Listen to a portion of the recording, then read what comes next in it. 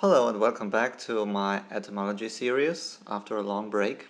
This is episode 5 and today's word is thug. The infamous word thug that you see everywhere nowadays on t-shirts and so on as thug life. Seems to be quite popular these days to be a thug. The English word thug comes interestingly enough from an Indian source. To be precise, from the Marathi language, which is spoken by about 80 million people in the southern part of India.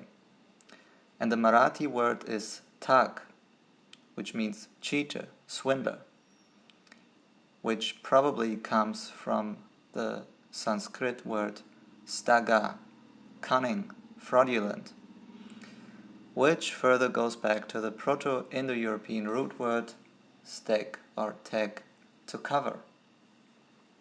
Okay, so much for the etymology, but there is more to it.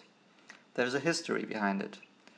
In India there was a group of people which terrorized the country, apparently for many centuries. The first account of this group of thugs is about the year 1300, and then they were finally eradicated by the British colonizers around 1850. There are different accounts about this group. Different sources tell different things.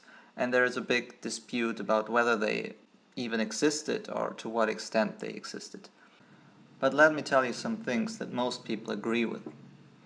So this group was a group of murderers and robbers. They waited somewhere along the traveling routes, streets between villages and cities, and they disguised themselves as travelers or as religious people. And then they waited for other travelers. And when the travelers came, they lured them into a false sense of security. And when the other travelers felt secure, well, they killed them. They strangled them with a special handkerchief they had with them. And then they robbed them. And then they buried them somewhere. They had some special attributes. The first was the handkerchief called rumal. The second was a spade to bury their victims. The third was a special slang that they used to communicate with each other, called ramasi. So they used special words that other people couldn't understand what they were saying to each other. And the last of the attributes is that they also used special military ranks.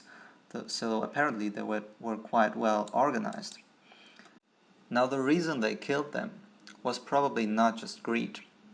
Most of the sources describe them as religious fanatics. They describe them as worshippers of Kali, the goddess of Kali, the goddess of destruction. So they murdered, strangled and robbed in the name of Kali.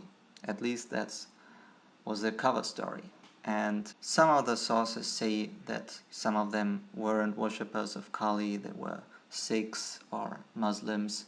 But here the whole story becomes a little bit complicated and the accounts become contradictory. So what we know is they most certainly existed and they murdered.